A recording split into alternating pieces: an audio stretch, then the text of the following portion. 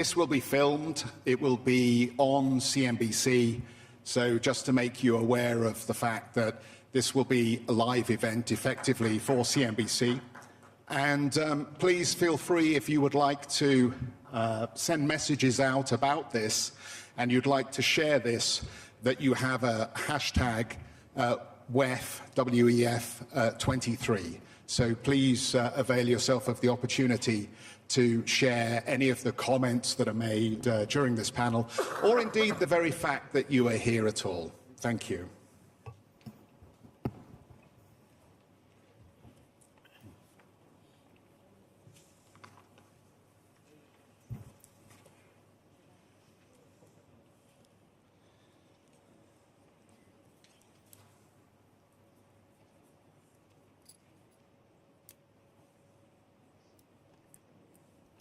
So a very warm welcome, everybody, to this World Economic Forum Global Outlook on the Economy. My name is Geoff Cutmore. I do a program on CNBC, and I'm very grateful that the World Economic Forum has allowed me to moderate this very important panel that closes this key event this year. Now, just briefly, let me mention, CNBC has interviewed through this last week over 90 CEOs and policymakers. We've been on various panels. I've been involved in a lot of those interviews myself. And probably the phrase that best describes the experience, I would say, of what I've taken away from this week is that investors and CEOs are increasingly bullish, but they are not optimistic. Now that sounds like a bit of a contradiction in terms, doesn't it? Very much warned the world that the economies of the world are increasingly heading towards fragmentation, and action needs to be taken to stop that from happening. Bruno Le Maire, the French finance minister, thank you so much for being with us. This week, Bruno Le Maire said that tax credits and subsidies could help Europe counter competition from China and the United States, particularly around green technology. Joint debt, I believe he thinks, could be the answer to an act in the United States. But we'll find out a little bit more about that as we go through the panel discussion. Christine Lagarde, stay the course. That has been the message from the ECB this week, and we're very pleased to have Christine with us to tell us a bit more about that and potentially what other challenges are out there for monetary policy in the Eurozone. Haruhiko Kuroda. This morning, the Japanese inflation rate saw 4%. 4%. That is the highest since 1981. It's been quite a week for the Bank of Japan governor, who has been in the midst of a battle with the bond markets over how he's managing yield curve control and monetary policy. And just to let you know, although I'm sure you are very aware, this will be probably his last Outlook panel as the Bank of Japan governor. He leaves that position on April the 8th. Larry Summers. Larry Summers, now in education, of course, but former Treasury Secretary. Larry Summers, I think, is starting to feel that there is a possibility that we might get something that looks a little bit like a soft landing in the United States. He also, I think, has a view on China. It would be a staggering error, I think, Larry, you've said, for the US to try and suppress Chinese growth. So I hope that gives you a little insight on how our key panelists feel about some core issues. Very briefly, as we gather for this first winter Davos in 3 years, there's still a great deal of uncertainty about the economic outlook, as we know. Growth has lost momentum. Inflation is resistantly and persistently high. The cost of living crisis is generating poverty and labor strife. Central banks are tightening financial conditions, energy prices remain high, global debt is high, and in some places is still rising. And I haven't even talked about Ukraine and the horrible crisis in Ukraine, the humanitarian crisis taking place there, or really the state of the energy transition, which we might also need to get onto here. And so, Kristalina, should our audience be pessimistic or optimistic about the year ahead? Well, stay put. My message is it is less bad than we feared a couple of months ago. But less bad doesn't quite yet mean good. Let me start from what has improved and why we have to be cautious. What has improved is inflation seems to have started leading in the right direction, in other words, down. Headline inflation in particular. What has improved is the prospect for China to boost growth. Let's remember last year, 22, China registered for the first time in 40 years lower growth rate than the global average. Never happened in 4 decades. Now, with the reopening of China, we expect growth this year to again exceed global average. We project 2.7% for the world. This may be corrected somewhat in a couple of days. For China, we project 4.4%.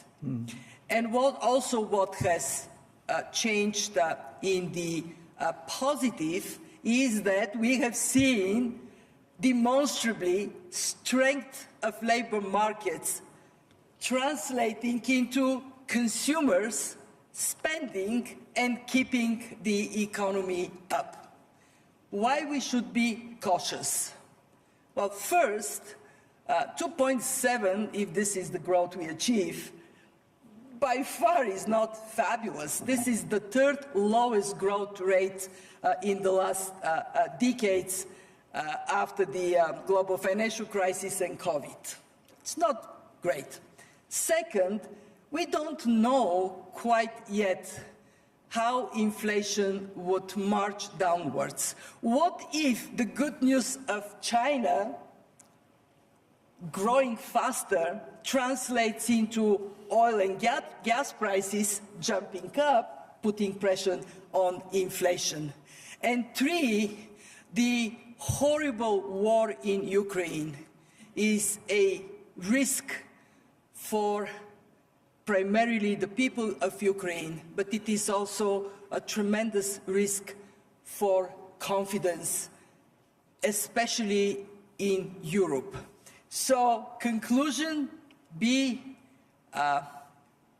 careful not to get on the other side of the spectrum from being too pessimistic to being too optimistic. Stay in the middle of realism that seems to serve the world well. And if I may finish on the issue of fragmentation, we would, if we look at medium-term growth prospects, how we handle security of supply chains would matter tremendously on our future prospects of growth. If we diversify rationally, the cost of this adjustment would be low. We put it down to 0.2% of GDP. If we are like an elephant in a china shop and we trash the trade that has been an engine for growth for so many decades, the cost can go up to 7% loss of GDP, $7 trillion. So a great deal of whether we can lift up optimism depends on the people in this room.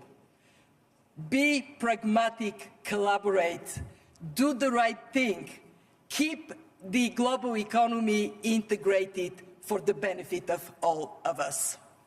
we were having, just to give you a little insight into what happens inside the speaker's room ahead of this, there was a relatively healthy discussion going on as to the semantics of when we are not going to downgrade further translates into we may be more optimistic and we may be going to upgrade soon. And I don't think you were tempted onto the turf that Larry Summers was trying to bring you on, which was, at what point do you start thinking at the IMF about upgrading rather than saying we are not downgrading?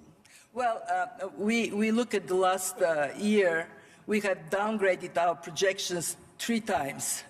So not downgrading is already good news. Whether we would upgrade, and if we do so, how much we will see in 10 days. But I can tell you, it is not going to be a dramatic improvement vis-a-vis what I'm projecting right now, the 2.7%. And let's be very honest. Whether Germany finishes 2023 with minus 0.3%, which was our October projection, or they finish with plus 0.5%, which may be our new, the projection may go up to that level. Still, for hundreds of millions of people in Germany, all over Europe, in the world, when we are at this low level of growth, it would be painful. And let me send the biggest caution I could today.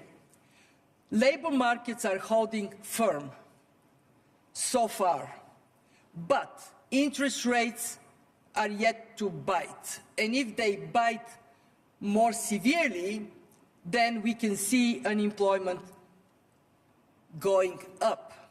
And it is very different for a consumer to have cost of living crisis and a job than to have cost of living crisis and no job. So we have to be thinking of possibly unemployment going up at a time when fiscal space in governments is very tight.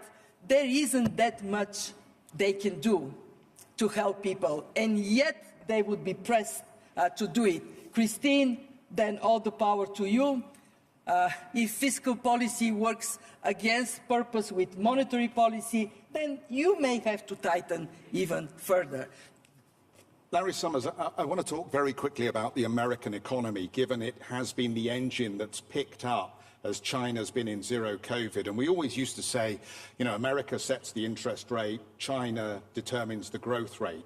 But in recent years, that's not been quite so obvious. But undeservedly, I'm sure, you've got a reputation for being a bit of an economic grouch, I think, since secular stagnation. And then, of course, last year you were talking a lot about how we're going to have high unemployment and we're heading into recession. But as I read your commentary more recently, it sounds like you might be coming round to the idea that maybe a soft landing could be somewhat achievable. So did Team Transitory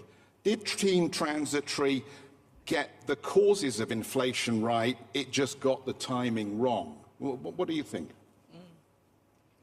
I don't think Team Transitory got it right. I think there were very substantial excesses of both fiscal and monetary policy which needed to be corrected. Markets assigned a probability of less than 1% to the interest rate increases we've seen over the last year, a year ago, and that was because they underestimated the need for central banks to catch up, which central banks have done. We're experiencing some exhilaration of relief in Davos. Hyper-populists lost elections and accepted their defeat. Europe has not frozen. Recession has not come. China has adjusted its policies towards the world, and inflation has decelerated. Those are all positive things and reasons why we should feel better than we felt a few months ago. But relief must not become complacency. Inflation is down, but just as transitory factors elevated inflation earlier, transitory factors have contributed to the declines that we have seen in inflation. And as in many journeys, the last part of the journey is often the hardest. And that's true with respect to a return to the inflation target. The greatest tragedy in this moment would be if central banks were to lurch away from a focus on assuring price stability prematurely, and we were to have to fight this battle twice. I've been encouraged by the things that I've heard Madame Lagarde say, that I have heard Chairman Powell say about their determination. I've been encouraged by what I have heard Governor Kuroda say in quite different context. But we have to carry through, because if inflation were to be allowed to surge back, that would put not just price stability, not just standards of living for some of the lowest income people at risk, but also pose very substantial risks to cyclical stability. At the same time, we need to remember, both within our countries and around the world, the importance of those who have been left behind and who are bearing the greatest burden from all of these necessary adjustments. And that, too, is going to be crucial in the years ahead. And I would pick up on something that I think Kristalina said that I think is very important, as she warned against fragmentation. And I think Davos is a particularly important place to make the point that I'm about to make. Global integration must never be a primary cause of local disintegration if that global integration is going to continue with all of the benefits that it can bring. That implicates every policy issue, from the treatment of the debts of many countries facing substantial debt overhangs, to the challenges in the smaller cities and rural areas of all our industrial countries, if people are to feel part of a successful community. I believe there is great positive potential in this moment. I've been doing this for many years, and there has never been a moment where I have been so impressed by the potential of technology, whether it is green technology, biotechnology, artificial intelligence, and information technology, to make things better for all the world's people. But that will only happen with the right kind of political and financial foundation. Since you've said that, let me go to this straight away, because I know at least Bruno Maire will have a view on this. It was said on our set, I think, in one of the interviews, if we're going to have a trade war over anything, let's have a trade war over green transition technology. Because if it's going to stimulate the brightest and the best in a race for new technology that helps the transition, then that's not a bad thing. But nobody actually wants a trade war. How do we get through this row going on between Europe and the United States over the Inflation Reduction Act? Well, I would have, respectfully, I would distinguish between a subsidy war and a trade war. A subsidy war about very good things is basically a good thing. Walling off each other's innovation is basically a much more problematic thing. And so, yes, I would like to keep markets open, and I think that is hugely important. I think in its totality, the Inflation Reduction Act in the United States is a historically positive measure. In its detail, I think there are certainly, and I would be in the direction of Bruno, problematic aspects. But look, if we are all competing over who can accelerate a transition towards renewables more rapidly, who can be the biggest leader in storage and transmission technologies, that is a very healthy kinds of competition relative to all the kinds of competition the world has seen. So yes, let's compete on that, but let's compete by how hard we try and how much we subsidize, not by how we wall off others or try to take down others. We need to win in a positive some way by building ourselves up rather than by seeking to tear others down. And if we can do that, I do think there's enormous potential in this moment.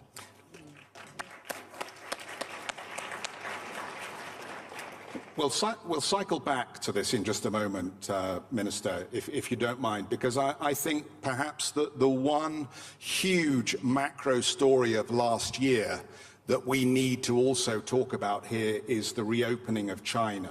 So I'd like to bring that into the discussion, and we'll come back to the issue of IRA in just a moment. And Christine Lagarde, if I might bring you in on this, because, look, I know you are determined to tackle inflation in Europe. This week you have again stressed your desire to do that. But can I ask you, how does the reopening of the Chinese economy at this stage complicate the ECB's analysis of the inflationary headwinds that may emerge? Are you modeling for this already? And if so, what are you coming up with in terms of conclusions about whether there may be a secondary impulse from China's reopening on the inflation front, and how that may extend how long you need to keep rates rising? Thank you so much, and good morning to all of you.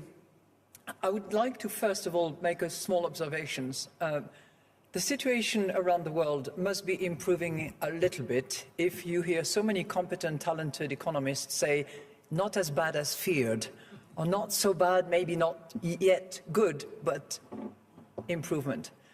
Added to which, you know, our economies and key players are moving from defense mode, which they had been collectively sometimes in 21 and certainly in 22, to competition mode, as Larry indicated. So something must be getting better, and certainly better than what we feared initially. 22 was just a weird year when you look at it. Inelasticity of supply, no real big engine for growth. If you look at the GDP numbers, it's totally, you know, counterintuitive. Growth in the United States, 1.9%. Growth in China, 3.3%. Growth in Europe, 3.4%. Those are not usual numbers. This is not the normal ranking that you have.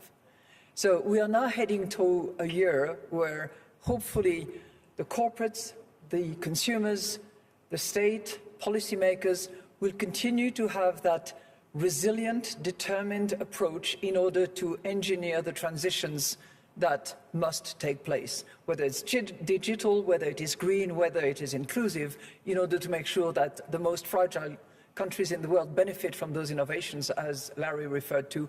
But we have to also stay that course of resilience that we observed in 22. So stay the course is my mantra for monetary policy purposes, no question about that. But I think other players must also do the same thing. And they must do it in probably a more subtle way than they had in 22. The fiscal support that was expanded in 22, for instance, must be better directed, better targeted, must be made such that it is not going to push the monetary policy actors to having to do a bit more, as Kristalina earlier on alluded to. So, in all that, China is waking up again. After, assessed to be 3.3% growth, it is now forecasting 5.5% growth, and we should welcome the auspices of those commitments. And it is a case that the COVID policy or the change of this COVID policy will kill a lot of people, but will also revive the economy, and that's clearly a determined choice that was made by the Chinese authorities. What impact it will have on all of us in terms of added demand addressed to the global economy is something that will be a positive for China, most likely, will be a positive for the rest of the world, but will have inflationary pressure on many of us, simply because the level of energy that was consumed by China last year was certainly less than what they will consume this year. The amount of LNG that they will be buying from the rest of the world will be higher than what we have seen. And there is not so much spare capacity in terms of both oil and gas, so that we will have complete elasticity in there. So there will be constraints, there will be more inflationary pressure coming out of that added demand in commodities and energy in particular. And yes, we do try to model all that. I think that the economist profession has been put under huge pressure, whichever team they belong to, because there are lots of things that models try to do, but modeling uncertainty and taking into account certain factors that have simply never happened in the poly-crisis environment that we faced was tough. I think our honor is to acknowledge that and to try to do a better job in the future. Just refocusing back in Europe, is there a chance that euro-dollar back at 120 could persuade some members of the Governing Council perhaps to temper their rate outlook or adjust their rate outlook? I didn't see 120 this morning. Oh no, we're not there yet.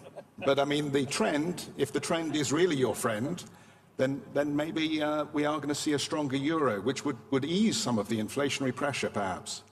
That's an economic mechanical impact that we all know about. The central bank does not target an exchange rate, and obviously we take into account in our measurements and in the impact that it has on inflation, the variation of currencies. Well, it was worth a try. That was a perfect politically correct answer.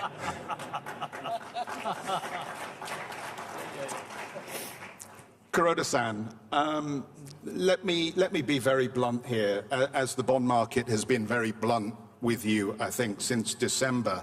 Was it a mistake to widen the trading band in your yield curve control program? And what have you learned from the market reaction?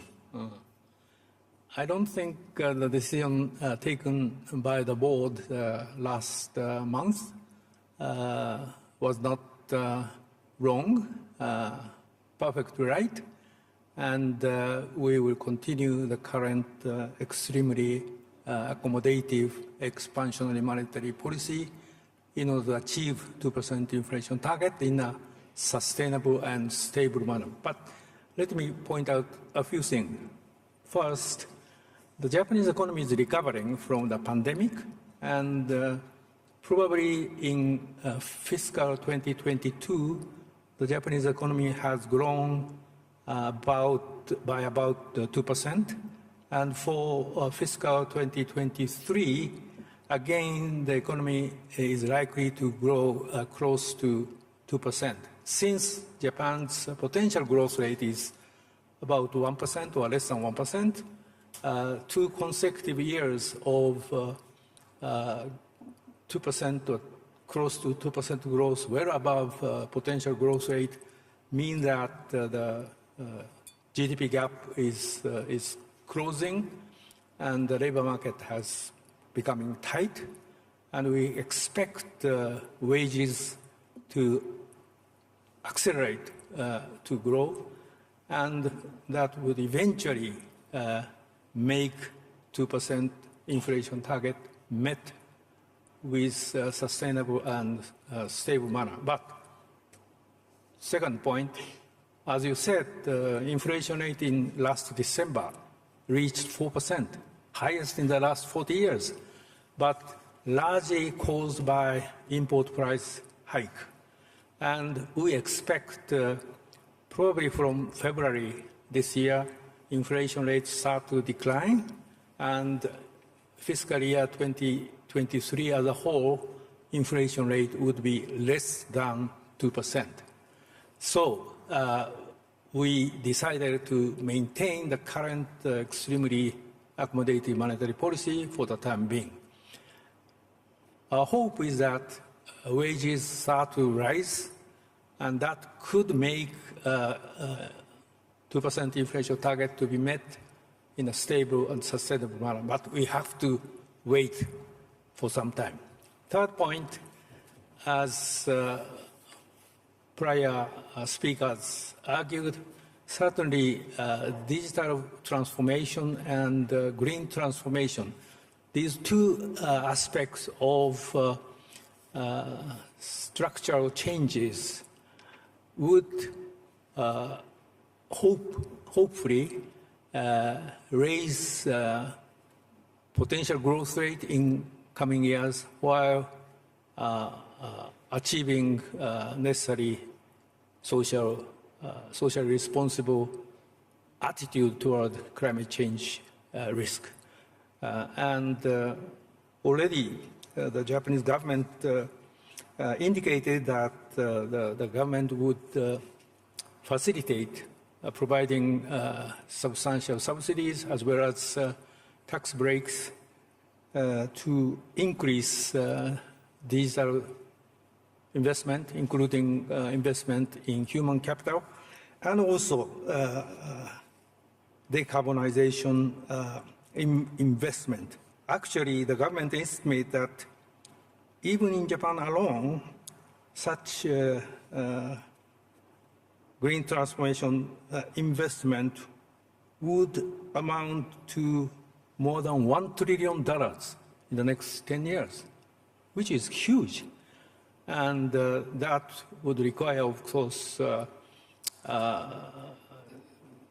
scientific as well as various progress, but I'm quite sure that in these two aspects, the Japanese economy can grow, hopefully with 1 to 2% in the next couple of years. As you leave your post, I guess it will be custom. I don't know whether it's custom in Japan, but it's custom in many offices in Europe that you leave a letter for the next person who takes the job. I wonder if you leave a letter for the next person that takes the job, will you perhaps express regret that you didn't take the opportunity to escape from these very loose monetary conditions and yield curve control several years ago when perhaps you had a window? I think in the last nearly 10 years, during which I have been governor of the Bank of Japan, we tried to eradicate deflation, and that certainly we have been successful in eradicating deflation, and we try to recover economic growth, because during the deflationary period from 1998 through 2012, there was also almost zero growth. But after 2013, economic growth has been regained, but about 1%. So also, I must say that a huge number of new employment have been increased, have been made. And that, of course, or I should say, mainly due to increased labor participation of women. And that was quite successful. So all in all, I think the government policy, coupled with Bank of Japan's extremely accommodative monetary policy, has been successful in changing the Japanese economic structure and growth prospect. But unfortunately, 2% inflation target has not been achieved in a sustainable and a stable manner. As I said, the 4% inflation right now is largely caused by import price hike and will start to decline towards less than 2% in this fiscal year. So that is the only regret I have.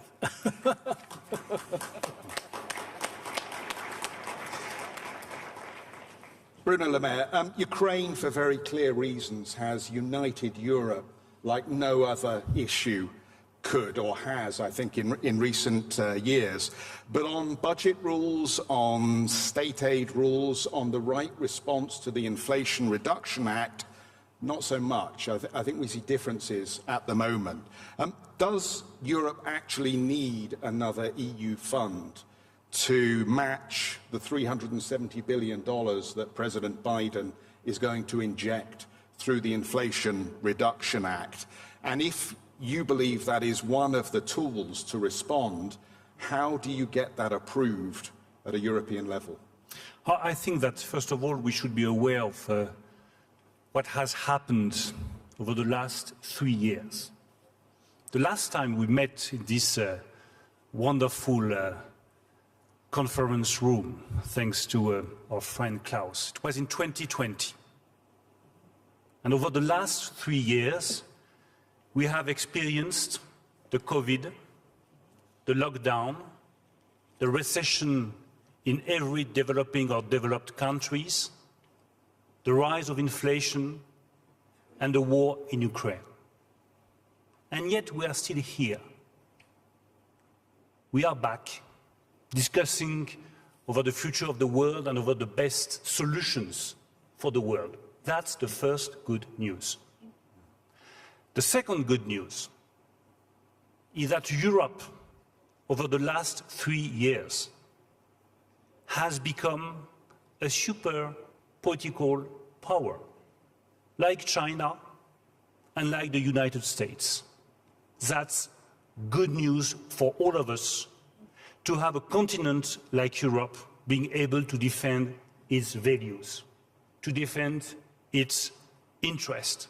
Putin thought we would be divided and we would be weak. We have been united and we have been strong, and we will remain united and we will remain strong vis-à-vis Putin and vis-à-vis the war in Ukraine. That's the very good news. Nevertheless, we should be aware that over the last 3 years, we have entered a new era of globalization. We have shifted from a market-driven globalization to a politically power-driven globalization. And we have to draw all the consequences of that. We have to avoid the worst-case scenario. No fragmentation, but more cooperation. No trade war, as Larry said, but just a fair competition. Competition is a good thing for all of us. No new war, but engagement of all countries, including China. China cannot be out. China must be in. And you know that this is the difference of view that we have between the US and Europe. We don't want to oppose China. We want to engage China, and we want China to obey by the same rules, to obey by the same rules on intellectual property, on the level playing field, on the access to market. This is our policy, and that's a good thing that we can have different views. As far as your question is concerned, Inflation Reduction Act, I think that we need to have a global approach. That's a good thing that the United States of President Biden have decided to invest in the green industry and have decided to accelerate the fight against climate change, and Europe must do the same thing. But if we want to compete, we need to have a very strong, effective, efficient, swift European industrial policy based on 3 key pillars. The first one is acceleration. Private companies, industrial companies cannot wait 2 or 3 years before getting their subsidies that we promised to them. The project of common interest, the so-called IPCEI, are a very good thing. And I really think that this is a breakthrough in the European policy. But 2 or 3 years is too long. We have to act swiftly, and we want to reduce the delay from 2 or 3 years to 6 months before giving the subsidies that are required by the industry. The second key pillar must be simplification. The European process remains too tricky and too complicated for the economic actors. We need to go the way of simplification. That has been underlined by President Ursula von der Leyen, and Ursula is right. We need to simplify the European process. And the third point is to focus on very specific sectors.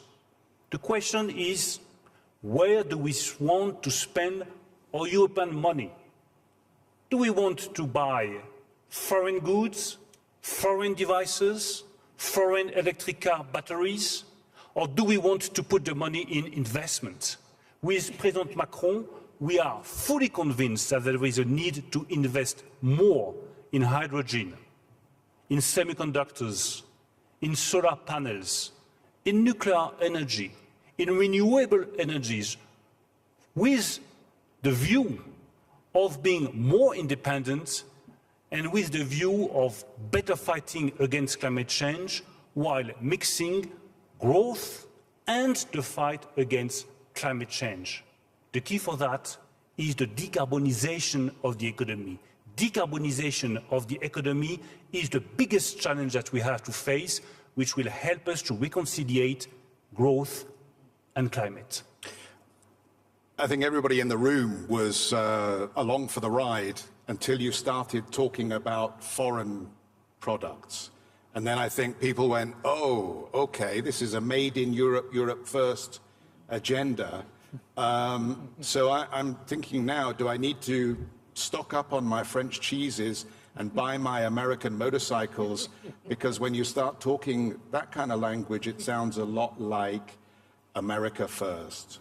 If you're talking Europe first... I will respond to you very bluntly. I mean, is this protection? Are we talking about protectionism? No protectionism. I'm not talking about protectionism. I'm talking about preserving and defending the economic interests. But let's be very clear. The key question is not China first, or United States first, or Europe first. The key question for all of us and for all the nations in the world is climate first.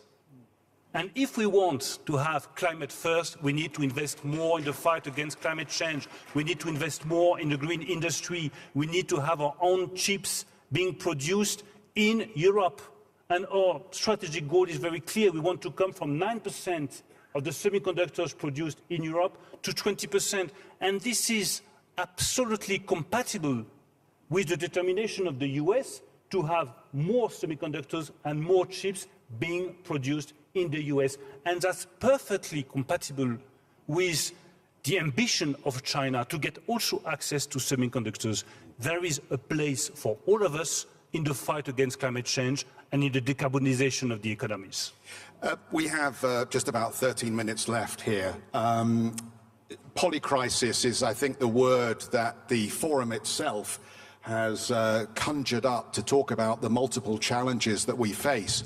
And we've talked at a high level here, but as I look at the rioting in France, the industrial action in the UK, the cost of living crisis around the emerging world, it is clear that there is a community out there who believes that there is a lack of urgency in the resolution of the personal crisis that they're facing, and they want leaders to step up, and they want leadership, and they also want to be informed about what the potential at the moment, unforeseen risks could be in 2023, given nobody had Putin launching a war or the spike in energy price-related inflation priced in for 2022.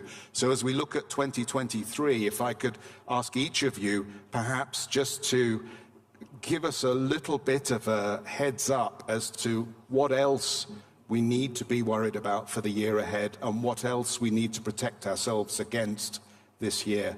Kristalina. My biggest concern is that something that in principle is very good to accelerate the transition to the green economy by using public money to step up private investments. This is what the US is doing. This is what we just heard from Bruno. Europe is doing. May not serve well the emerging markets in the developing world. Why? Because if you take technologies to emerging markets, if technology transfer is part of your plan, yes, we will succeed. But if we are to strive to get the industrialized world clean and we don't think about the emerging markets, we are all cooked.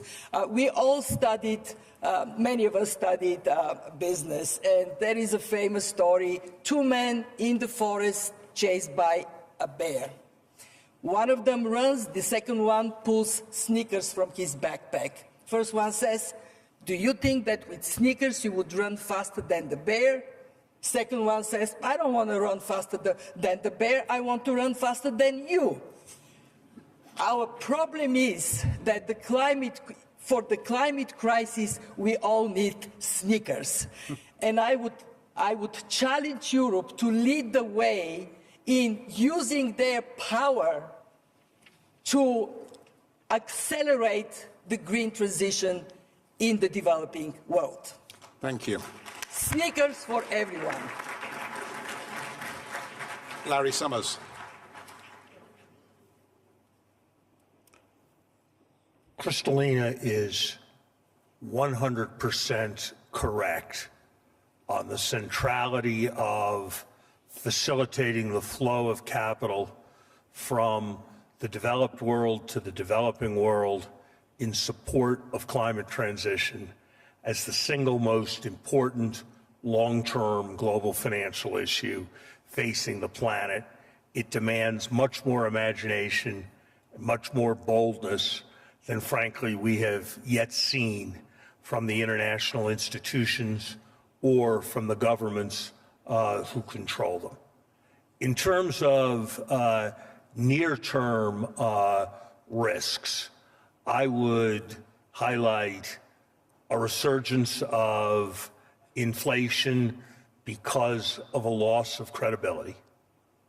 I would highlight what nobody has talked about, the possibility that the virus evolves again. And I would note that the odds, in my view, are better than 50-50 that there will be a COVID scale problem within the next 15 years and that the world is utterly unprepared for that eventuality.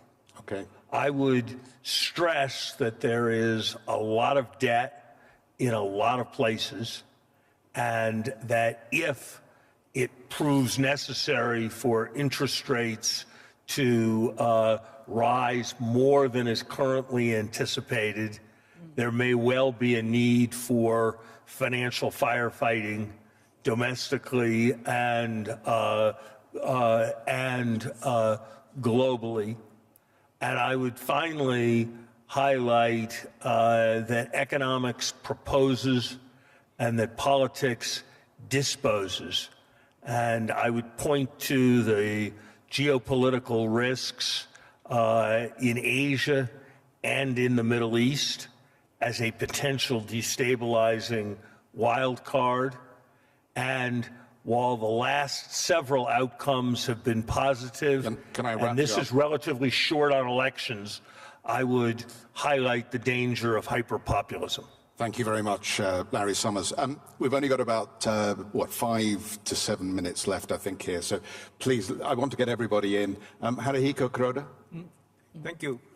I shall be very brief about Asian economies.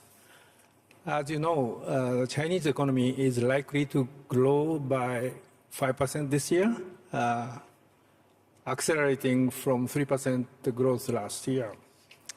Southeast Asian economies are, generally speaking, doing very well. On the other hand, South and West Asian economies, except for India, which is doing exceedingly well, are faced with a difficult situation. As you know, Sri Lanka as well as Pakistan are in kind of economic crisis, debt crisis. And even Bangladesh, which had been doing quite well, is faced with balance of payment difficulty and so on and so forth. So I think, of course, climate change assistance is necessary in the long run, but for the time being, I think for those South and West Asian economies must be helped by IMF and other bilateral donors. Okay, thank you. Christine Lagarde. Well, thank you very much. The first thing that I hope will not happen in 23 is that fiscal policy in Europe will work in counter-cyclical way vis-à-vis monetary policy. We will do what is necessary. We don't need to be pushed to having to do more than is necessary. So good understanding of what will help and what will hinder, I think, will be essential. Second observation, which is a little bit outside the monetary policy strict field. You know, there is so much to do to fight climate change and protect biodiversity. There are so many people that are on the verge of falling back into poverty or falling into poverty, that there is plenty of activity for all to be had around the world. And I hope very much that this subsidy race that we are hearing about is not going to be a race for the bottom on the hotel of climate change fight and biodiversity protection, as well as inclusion of people out of the poverty where they are at risk of falling. Because if that was the case, there's good business to be had for the WTO. Remember Airbus, Boeing, 20 years of subsidy wars. Well, the WTO is in business. They will continue to have to argue the case of one against the other. We shouldn't do that. We have to cooperate as advocated by Bruno. Bruno Le Maire. I would say that my deepest concern is clearly the war in Ukraine, for 3 clear reasons. The first one is that, as a European citizen, I cannot live peacefully knowing that European citizens every day on the European soil are being threatened, targeted by bombs, injured or killed. We need a ceasefire and we need to put that war to an end. The second reason is that there is a risk of extension of that conflict. Let's be very clear. And at some point, Vladimir Putin might be tempted by the extension of the conflict. And the third reason, and this is really important that we open the discussion here in Davos about that question. The war in Ukraine is not a regional conflict. I know that many nations around the world think that this is only a regional conflict. This is not a regional conflict. This is a global conflict. This is a global conflict because it has a direct impact on the level of prices, on the level of commodity prices, on the level of energy prices. This is a global conflict because our core common values are at stake. They are at stake. And the principle of sovereignty, of national sovereignty, must never be jeopardized, never be weakened by any kind of conflict. Geoff, can I add a follow-up to Bruno? Because I think this... Because it's you, just course. 30 seconds. No, because he makes such a strong point, but it has to be supported by something that has been extraordinary in the last 12 years, and that is the solidarity between the United States, the Europeans, and quite a few other countries, including Japan. If that was to break down because of domestic imperatives, because of political considerations back at home, we would be in a pickle. And we really have to make sure that that solidarity front holds. And we Europeans can demonstrate that. When we had Brexit, we were all together. We will carry on, but I think we have to make sure that it sticks. Gosh, and I hoped I would never hear that word again. Actually, I thought we'd buried that one. Can I be aggressive here and use the fact that you made an exception to say one thing to support Bruno? It is a global war because what it did is it wiped out the peace dividend we have enjoyed for 30 years. Gone. What is the result? Money that could have gone to invest in development is now going to invest in military, and rightly so.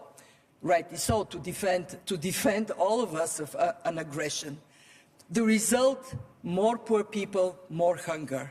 So yes, it is a global war. It is a war against prosperity around the world. And Kristalina, I think, as someone who understands the Iron Curtain and what happened behind the Iron Curtain, those words have even more power. Look, we're going to wrap up here. I would like you to thank our panelists in the traditional fashion, but I'd also like you to stay because the president of the World Economic Forum, Borge Brender, is going to join us on the stage and do the formal wrap-up. So don't go anywhere, but please thank our panelists.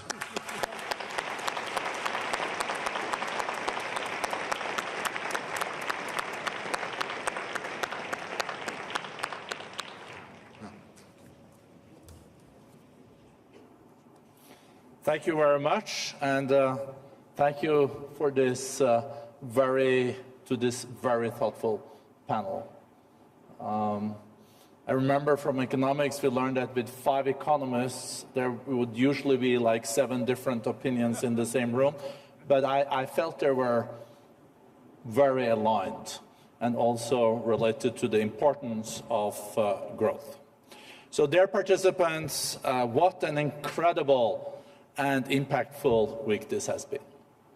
On behalf of Professor Schwab, Klaus, our executive chairman and founder, the managing board, and myself, a big thank you to you.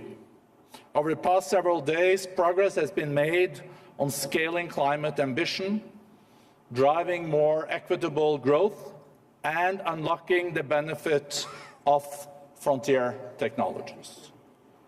For me, the greatest lesson of the week has been that although the world is more fragmented today, it does not need to be tomorrow. By coming together like this, we can shape a more collaborative future. As we just heard from the panel, avoiding a recession and building a solid growth agenda is critical, and it is doable to stop the fragmentation of the global economy. Hence, the forum launched a Future Growth Consortium to champion a new framework for growth this week. More than 350 million people are being reached with better skills, jobs, and education through commitments made as a part of the forum's reskilling revolution. Remember, we promised to do it for 1 billion people, and we are on track. The Jobs Consortium is moving forward, implementing a new vision for a better future of work. The Good Work Alliance is working to build a resilient, equitable, and human-centric future of work, and the new Global Parity Alliance, a global coalition of 250 CEOs, ministers, and other leaders, is working to renew growth and resilience through diversity, equity, and inclusion. Our work has also been focused on advancing greater global resilience. The Resilience Consortium launched the Sizing the Momentum to Build Resilience paper and held a high-level dialogue on investing in infrastructure for resilience, and clearly made it and underlined that the cost of inaction when it comes to resilience far exceeds the cost of action. USAID announced its new $50 million private sector engagement fund to support socially responsible practices in business operations and supply chains. And we work to make global trade systems stronger and more equitable, because it's a linchpin for growth and resilience. More than 50 countries launched a coalition of trade ministers on climate this week to drive inclusive cooperation among trade ministers in the global response to climate change. A new partnership was formed between the UAE and the Forum to accelerate trade tech solutions for global commerce. We also saw the first indigenous-led discussion in Davos on securing better trade outcomes for indigenous peoples. We also doubled down on accelerating climate action. The First Movers Coalition, this coalition that we formed with President Biden in the run-up to Glasgow, where you use the purchasing powers of the big companies in the world to green their supply chain, has now grown from 35 companies to 70 companies, and we added Canada and the UAE as government partners. We also saw a new forum initiative related to Forum Chief Sustainability Leaders Community. It was launched, and 60 CSOs came together to further action on sustainability and transformation. The Forum also signed a new partnership with the government of Indonesia to support its ambition to scale blue carbon restoration and ocean conservation efforts. And the 1 Trillion Tree organization, 1T.org, as you know, welcomed 2 additional pledges, taking the initiative to over 80 companies, committing more than 7 billion trees in over 65 countries in 2030. I was also heartened to see progress on the current energy and food crisis. A new initiative, Gaia, Giving to Amplify Earth Action, will leverage philanthropic capital to help generate the $3 trillion needed each year from public and private sources to tackle climate change and nature losses. 9 leading industrial clusters in China, Indonesia, Japan, Spain, and the US have joined the Forum's Transitioning Industrial Clusters Towards Net Zero initiative to help industry reduce emissions. The Global Battery Alliance launched a proof of concept for its battery passport to help facilitate the rapid scaling of sustainable, circular, responsible battery value chains. Important steps have also been taken to support global public health. 39 organizations this week signed Global Health Equity Network Zero Health Gaps Pledge and committed to take concerted action to advance health and equity globally. The World Economic Forum also launched its first thematic center on healthcare and life sciences in Telangana, India. As leaders, we grapple to address the complexities and interconnected challenges when it comes to innovation and technologies. And we took initiatives also in this field. The Forum unveiled a new center for trustworthy technology in Austin, Texas, to promote responsible production and use of emerging technologies such as AI, machine learning, blockchain, virtual reality, and quantum computing.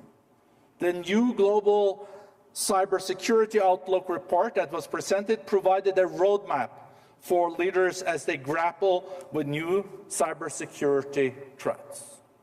10 water-focused entrepreneurs were chosen winners of the forum's Global Freshwater Innovation Challenge for their solutions to improve freshwater resilience in the face of climate change and restore water quality around the world.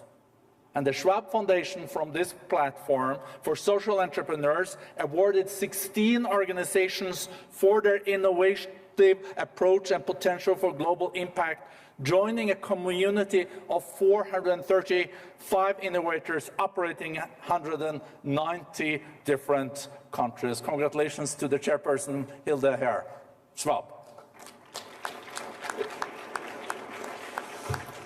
As the panel also touched on, the war in Ukraine also is one of the big challenges of our time.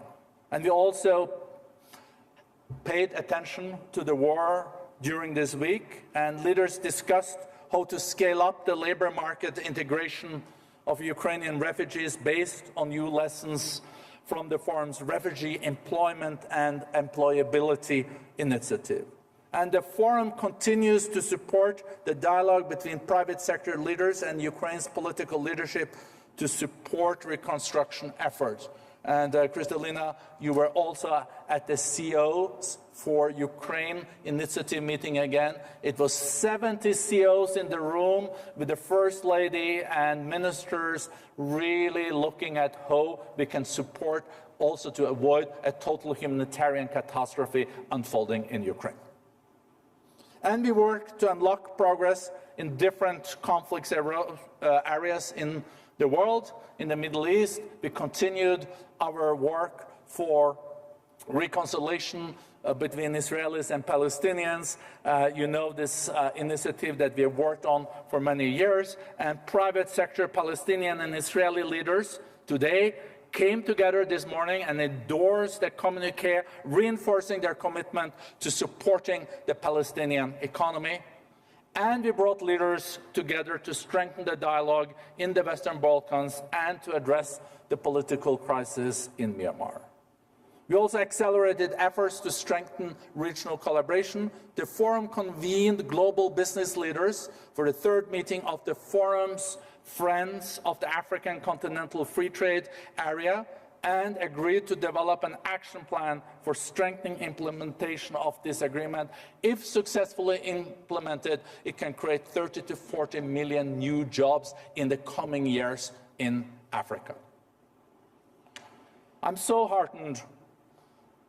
Our community of young leaders has been working together to forge solutions also this week. And more locally, it is also great to see that we will have a Global Shapers Hub now in Davos. So the Davos Hub of Young Global Shapers was formed, and I think some of you are here in the room today too. So congratulations.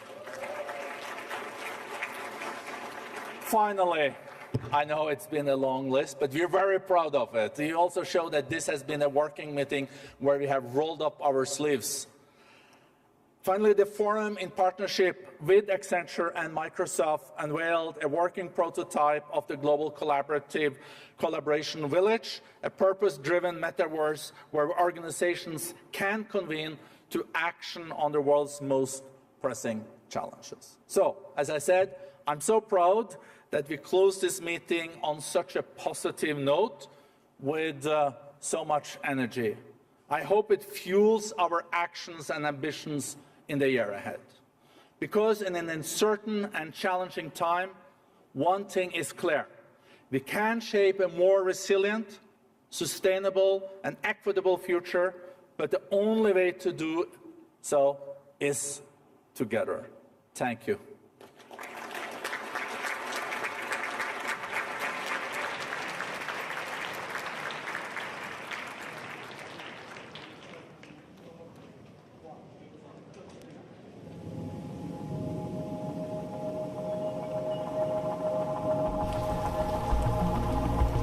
We see rising inflation. We see energy being used as a weapon. We see threats of trade wars and the return of confrontational geopolitics. Зараз є загроза обвалу того життя, до якого звикли люди в світі. Яким може бути життя у світі, якщо буде дозволено бити з танків по атомним станціям? Tragedies are outpacing life. Tyranny is outpacing democracy. Every democratic nation should rethink its dependencies on authoritarian regimes. Our world has never ever witnessed an energy crisis of this depth and of this complexity. Inflation, by all accounts, however you look at it, is way too high. This year is going to be a tough year. We will see the effects of monetary policy tightening, and this is generating a cost of living crisis. And it's not a short-term cost of living crisis, it's a long-term inequality crisis. We shouldn't be running our economies on poverty wages. 214 million workers around the globe, they work 40 hours a week, yet they're not able to even pay their bills. 正在以前所未有的方式展开，世界又一次站在历史的十字路口。We understand the power and the change that can come from this room. We can move with agility and speed, and your speed is needed now. We need to build resilience and diversify. This is another way you can grow trade and grow the world. The commitment to limit global temperature rise to 1.5 degrees is nearly going up in smoke. We are headed to a 2.8 degree increase, and for many, it will mean a death sentence. It is now crystal clear that the future belongs solely to renewables. When you look at the distribution of the green skills around the world, so much needs to happen in the global south. We're not investing nearly enough, and it's no good for us to say we don't have any money, because we're the only people who do have any. We need to mobilize more capital going to developing countries, and to do that, we need to de-risk those investments. No government has enough money to affect this transition as fast as we need it. In the end, it's going to be private sector investment. There is capital, but the pace needs to increase dramatically. We have to educate our shareholders to understand that we will be rewarding our leaders for behaviors that are not just about the bottom line. It's essential that non-financial targets and ambitions and goals actually get audited, because trust is what is most needed at this point. We have responsibility, but also, think about it, the privilege to be part of shaping a better world. We have a long way to go when it comes to meaningful participation in decision-making.